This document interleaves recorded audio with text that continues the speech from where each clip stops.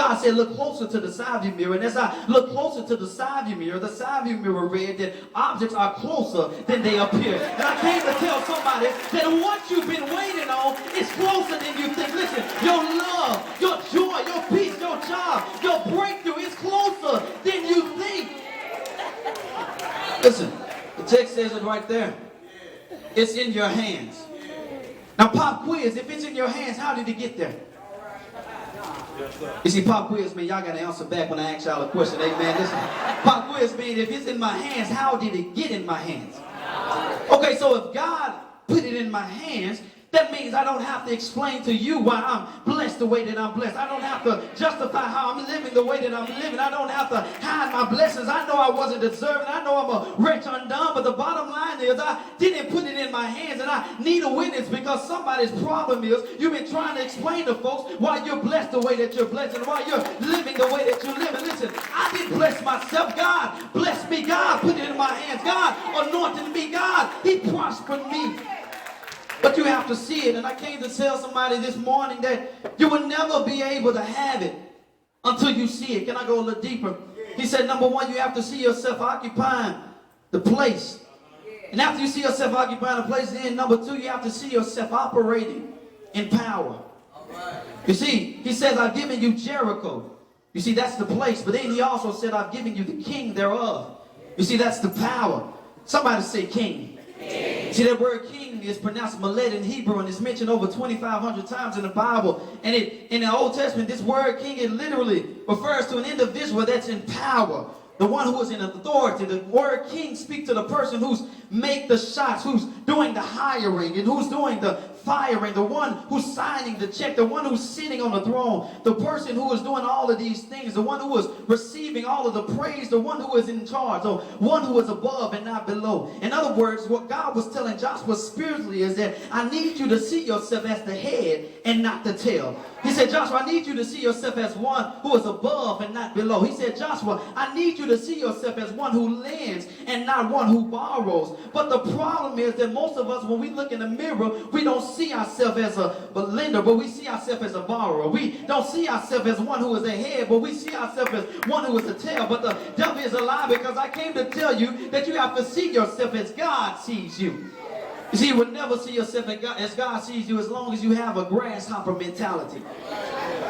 You see, in your leisure time, if you read Numbers chapter 13, you will discover that the children of Israel sent out 12 spies to scout the land, and all 12 spies, one from each tribe, all 12 spies saw the good in the land. All 12 spies saw the grapes in the land, and all 12 spies saw the giants in the land, but only 2 spies saw God greater than the giants. Only 2 spies recognized, yes, there's good, yes, there's grapes, yes, there's giants, but yes, we got God. And they failed to recognize that if God was giving them a land with giants in it, that was because God had a gigantic sized blessing with their name on it. Because a giant can't drive a small car. A giant can't live in a small house. A giant can't eat small stuff. So if God has filled your life with giants, it's because God sees you as a giant. Say, it's because God has a gigantic sized blessing with your name on it. So stop complaining about all these people that's on your job talking about you. Stop complaining about these fake friends and all of these different things, because if God has put giants in your life, it's only because He sees you as a warrior.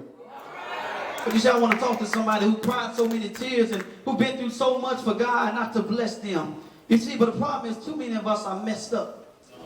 We're bound. We got so much mess inside of us, it don't make no sense. And you see, it kind of reminds me of when I was a kid. You see, my father, Posey Jones, he's a disciplinarian. You see, and amen. Somebody know what a disciplinarian means. Listen, my father was a disciplinarian. You see, as kids, we used to mess up the house. When mom and dad would leave and go to work, we used to mess up the house. So my dad would drive up home, and then he'll come into the house. And soon as I sings my daddy's car, I would try to hurry up and clean up the house. I try to get my brothers and sisters to hurry up and do something. But it was too late because he was already in the house. And then he would tell us to line up. So we all know what line up means. That means butt whooping time, amen. So my daddy, he's a singer, but I always tell people everywhere I go that I believe that my daddy, he also had the gift of laying hands, because he would literally lay his hands on us. You see, he'd tell us to line up. Then listen, it was my older sister's turn. Worry used to always get her butt whooped first. Because Worry was a runner. She liked to run away from her butt whooping. So my daddy had to tie her down. Her and my mama had to tie her down and whoop her behind. Then it was my little brother PJ turn. You see, PJ a football player. He kind of stocky and he buff. So he take his whooping like a man. And you know, my dad used to try to whoop him hard to make him cry, but he never cried. So after his turn, it was my turn. You see, I was a negotiator. I like to talk myself out of the butt whooping. But you see, I tried to tell my daddy, I tried to get him to clean up, but they wouldn't listen to me. And after I did all that talking, I still got my butt whooped. You see, then it was my little sister's turn. Portia, the baby girl. Portia would cry,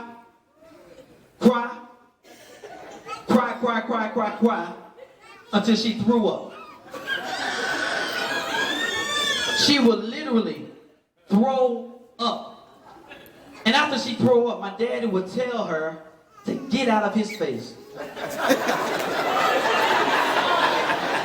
You see, me, Ray, PJ, we was looking at each other like, did he just pardon her from a behind whoop? What you trying to say, preacher? Well, what I'm trying to say is that if you get the mess out of you, God will get you out of your mess. Look at your neighbor and say, neighbor, regurgitate it. How do you regurgitate it? Listen, you come to Bible study, you come to Sunday school. Listen, sometimes in this generation, we just got to turn away from 97.1 and turn to 95.7 because we got to feed our spirits. You see, somebody told me that we have two spirits, one we love and one we hate, but the one we feed will dominate. You see, and that's why every time we get in those situations where it comes to flesh, our flesh is always beating our spirit, man, because the truth be told, our flesh is probably 29 years old, while our spirit, man, is only a baby. And when the last time you seen a baby beat up an infant? When the last time you seen a baby beat up a 29-year-old, I mean? You see, it's never going to happen. So we have to feed our spiritual man, amen? But he says, I've given you Jericho, that's the place. He said, I've given you the king, that's the power. But he says, I've also given them the mighty men of valor. You see, that's the people. He says, I'm not giving you a land that's unoccupied. He says, I'm not giving you a land that don't have anybody in it because there's Canaanites in the land. He says, I'm giving you a land that has opposition in it. He said, I'm giving you a land that will have folk there that despise the ground that you walk on. It's their land, but it's your land. He says, I know they're living. I know their practices. They are mighty men of valor, but because it's your land, that means that you are mightier than them. And because it's your land, that means you have to drive them out and see yourself as an overcomer. Can you look at your neighbor and say, I'm an overcomer? You see, I know you're saying, well, Reverend Jones, I'm not an overcomer, but I beg to differ. I want to suggest that everybody in church today, you're an overcomer because you had to overcome some stuff in your past to get to where you are right now. You see, this ain't the first time that you had to cry. This ain't the first time that mountains been up against you. This ain't the first time your back been against the wall. This ain't the first time you couldn't pay no bills. This ain't the first time that your body was wrapped with pain. You see, some of y'all had to overcome people telling you wouldn't never amount to anything. You see, some of y'all had to overcome being mistreated and low self-esteem, but God told me to tell you that today that he didn't allow you to overcome that, not to allow you to overcome this. In fact, when you look at the text says that they are mighty men of valor, but my Bible says that greater is he that is in me than he that is in the world. You see, the reason that I'm an overcomer is because I hooked up with an overcomer. How many of y'all know Jesus? You see, Jesus was the one who came down 42 generations and they never said a mumbling word and they took him to the cross where he died, but then he rose on the third day. But listen, I know a lot of y'all are still asking, how do I overcome people? Well, I can show you better than I can tell you. Watch this. Can you come here real quick? This is how you can overcome people. You just follow me. Listen, you got to understand who's on your team. First of all, I have God on my side. God is the Father. He's the one that created the world in 7 days. The reason that I am alive here today is because of God. But not only do I have God, but watch this. I also have Jesus on my side. You see, Jesus is the one who died. He's the one who went to the grave, and he's the one who got up early on Sunday morning. I have Jesus on my side. Just follow me. Not only do I have God, not only do I have Jesus, but watch this. You got to understand who else I have on my team.